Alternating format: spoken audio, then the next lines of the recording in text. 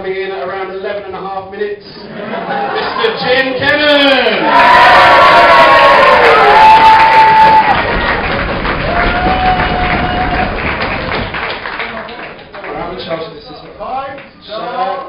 Hang on. Alright. Oh shit. Now, 14 minutes, please.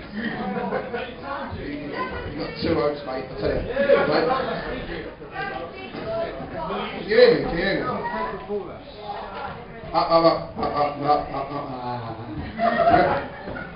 I think it's around... Who?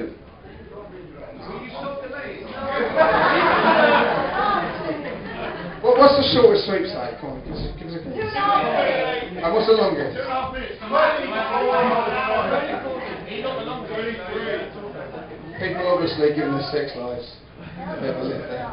But I think it must have been about 18 months ago that Andy came round to Catherine and I's house and announced with a beaming smile that him and Kat were betrothed. And after I came round, he took me to the pub and said, like, he'd asked me to be best man. Now, Andy is honestly the most popular man I know, and to ask me to be best man was nothing short of a bit flattering. And I really was totally flattered.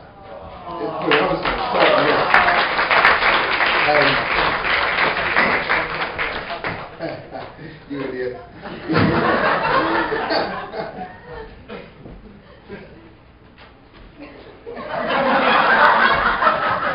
Just give me a moment. It's the longest one? 23. 24.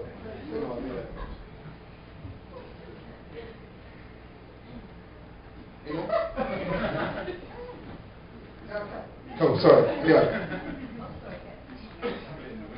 Yeah, I'm trying. Anyway.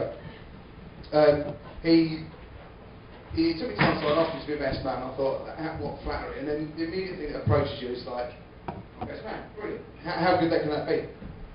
But the immediate thing that hits you in the head is, I've got to write a speech. So I thought, well, being best man for the day, that's easily done. I can be his best mate, look after him, make sure I don't lose him, make sure I don't bugger off somewhere.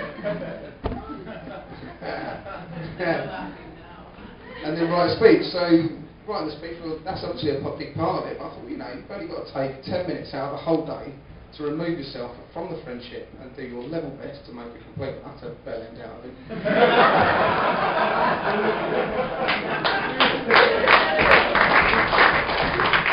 So for that, I have to offer my sincere thanks. Structure-wise, you have the common character assassination where you kind of look at him and... It's referred to as a character assassination anyway, but I thought I've got to be kind to him and kind of wrap it in cotton wool, but it's what's known in the public speaking world as a shit sandwich.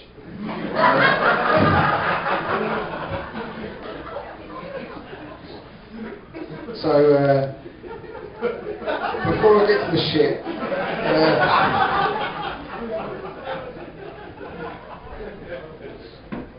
no, straight up, I am glad, mate, honestly. I'll say some nice stuff later, I can't be honest now. I thought I'd structure it where I'd say something nice, and then obviously you dish the dirt, and then you say something nice again.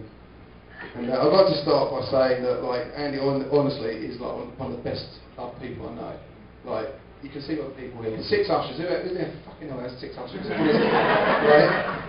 Who has 6 ushers? But like, he had them, like, and that's because it was necessary, because he's got so many friends. Secondly, the best part about his character is that he never ever panics. Right, shit can hit the fan, and he doesn't panic. Sits there, takes it in stride. Sorry? It's part of the learning process. I said to him before I started the speech, I would not make eye contact. Look where I'm standing.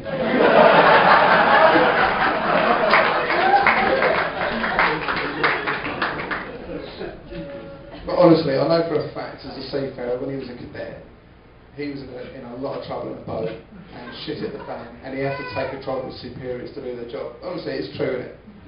You do. Yeah, straight up. So, in my opinion, what's a true measure of a man is who can keep their head when it's time to cry. But I must say there's a good reason for this, because it would be a masterpiece of understatement to say when Andy's about, things go fucking pear-shaped.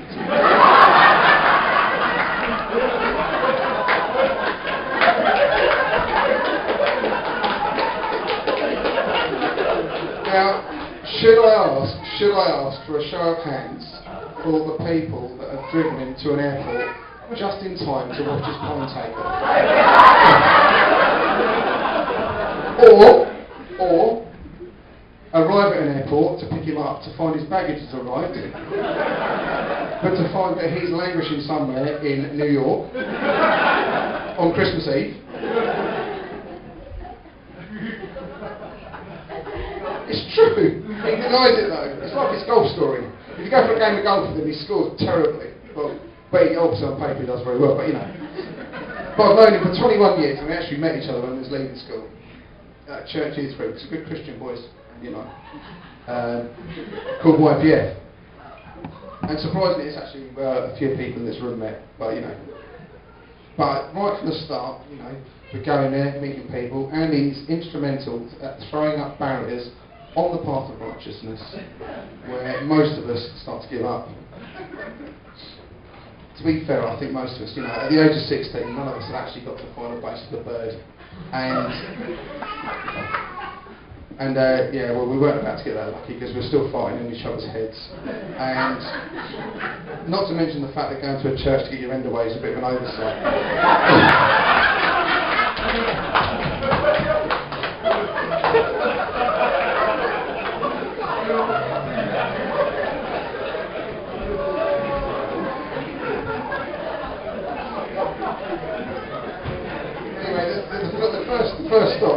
The first stop in my experience with this company was, well, the first stop on the path of the unholy, I should say, was a pub called the Black Horse in Chorleywood. Hey! Where Andy introduced me to my first pint, which happened to be a pint of 4X, which, if you've ever tasted it, is more at home on a roast dinner. But I thought it was absolutely marvellous to watch a guy go to a bar and a landlady that thought it was commonplace to serve a bloke that at best was shaving his top lip twice a fortnight. So while puberty kept us at bay from other establishments, he started gaining a reputation for a few after hours at his parents' house when he was on holiday.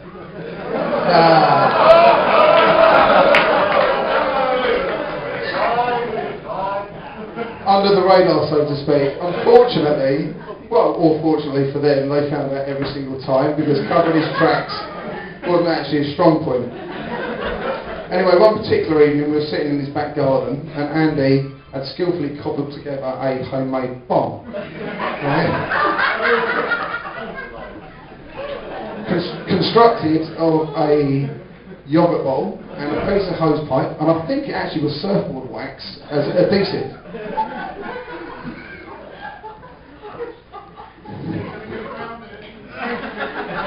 Yeah.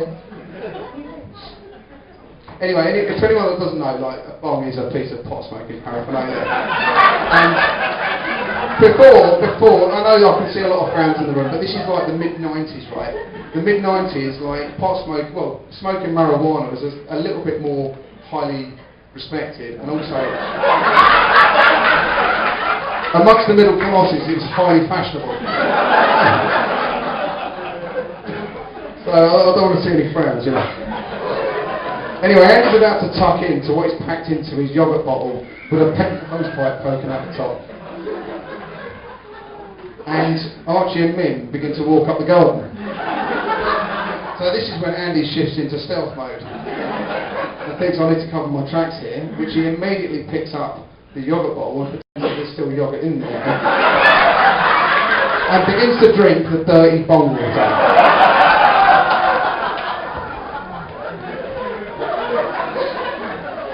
Ironically, he saw an issue ahead, and to stop it running down his front, he had a piece of hose pipe poking through his fingers as he was drinking it, pointed straight at his old man. Archie, spotting this skillful DIY, announced, "That is a bung."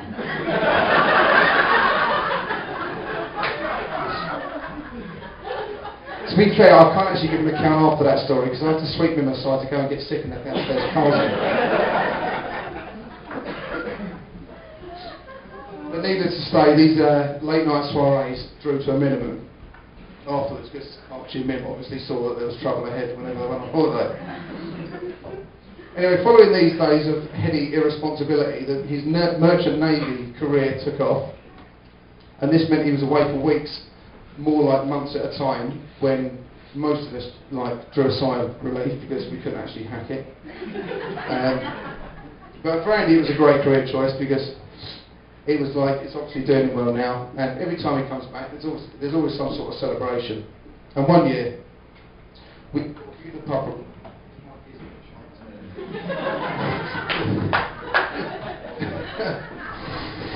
Is it working? No, it isn't. Do you want to swap? Maybe, yeah.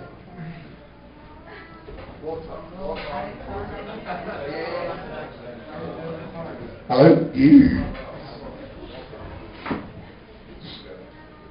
And so a few years ago we decided when he came back to give the pub a break, we thought we'd head off to Ibiza for some Mediterranean partying.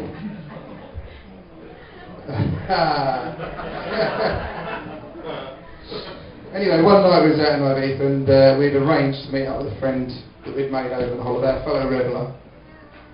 And he said to me, I'll be back in 10 minutes, I'm just going to go and knock on his door. And he went up there, knocked on his door, got let into his flat, and for some reason that I'm not entirely clear on, it appears that some reveller of some form had been urinating off of a balcony in this flat. Is it you? Nah. Anyway, this happened to be straight onto the main street in San Antonio, and by the time they was fit to leave the flat, Andy was arrested and taken into custody by the police. Little did Andy know at the time, but it is customary for the Ibiza police to beat you round the legs with nightsticks until you can't walk. Cart you back to a cell, leave you there for 2 hours, for the swelling to set in, and then after they've robbed you of your money, they send you on a long walk back to the town that they picked you up from. Poor Andy, at this moment, came to the bar that I was in. He thought I was in, well, it was no longer, it was 4 hours, and said to the doorman, I need to get in. The doorman obviously refused him entry because of his physical state, and said, no, you're not coming. He said, look mate, I've had a terrible, terrible day. You cannot believe the luck I've had. Please let me in. Anyway, the doorman said, no, you're not coming in. I've told you once already, and he still refused him. Andy, with his pleading, obviously got a little bit too much, and the doorman, in an act of probably maybe self-pity, I'm not entirely sure, and at a safe range of 6 inches, unleashed a can of CS gas directly into his face.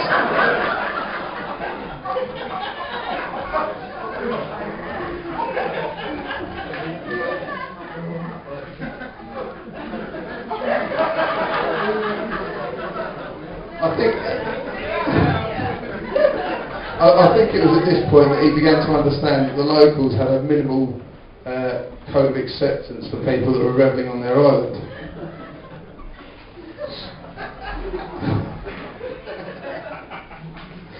Anyway, the rest of the holiday was fairly good, although Andy looked like a recovering burns victim walking like Uncle Albert.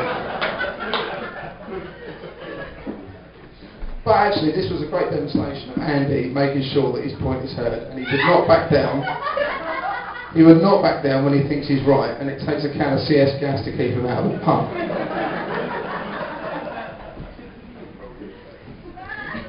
Anyone that knows him well would know that his love of outdoor sports and pursuits, and he moved to Chamonix some years ago to improve on his snowboarding. And it was while he was over there, when the summer set in, there's no snowboarding to do, and he bought himself a lovely, shiny mountain bike. Beautiful. And it was nice, wasn't it? Beautiful, yeah. But anyway, if Andy takes anything up, he loves all the gear, right? So there he is on his mountain bike. He's got knee pads, elbow pads, bodyguard, helmet. He's got the whole lot, and oh man, this is overkill. We was on hired bikes that were barely holding themselves together. But it was after I saw him riding the bike, I realised why I'd taken all these precautions. Hearing down this track, I was barely keeping up with him, if at all. I'd bowled it at this point. His bike flipped into the air, flew, and with him still on it, landed smash on its side, and scattered shit everywhere. And then I thought, well, I know I was invested in that, so he shrugged it off, terribly winded. But he shrugged it off, and I thought, well, it runs like a water duck's back, as it usually does, but then, is that the first time that ever his exuberance has left him with an injured helmet?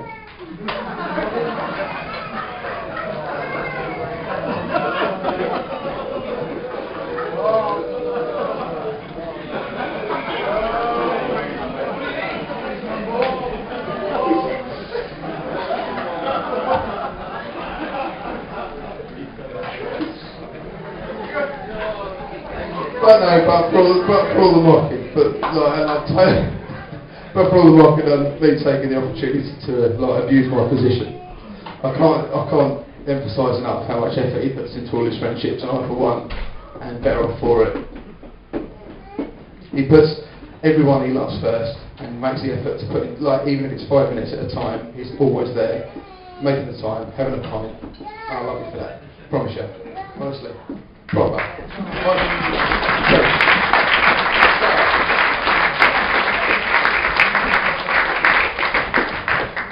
And in more recent years, he's settled down, started a new family with Kat and Lauren, and more recently Poppy, and they've settled down to one happy unit. And I can't say enough how happy I am to see you happy. I mean that from the bottom of my heart. Properly. So to Kat, well done for nailing him down. So I never thought it would happen, but I really hope that you're all happy as you seem to be today. And I know Andy has thanked you all for coming, but I can honestly say that the corporate reason here is he's still pulling his pants up.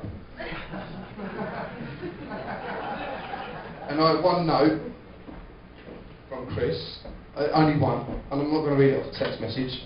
Chris Rowe, yeah. Because for anyone that doesn't know, Chris is a friend of ours for quite some time, but she went to school with Kat, and she's actually the reason that Andy and Kat met. And Chris writes, "Dear Andy, I'm sorry that I can't marry you today, so I sent a mate of mine to do it instead."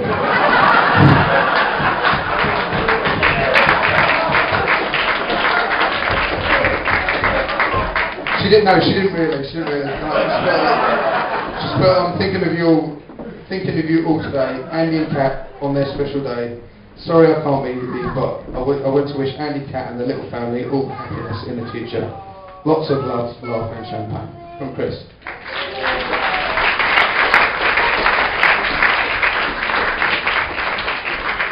So before I get more drunk and start swearing, I would like everybody to be upstanding, to wish Andy and Kat all the best on their special day. Bride and groom.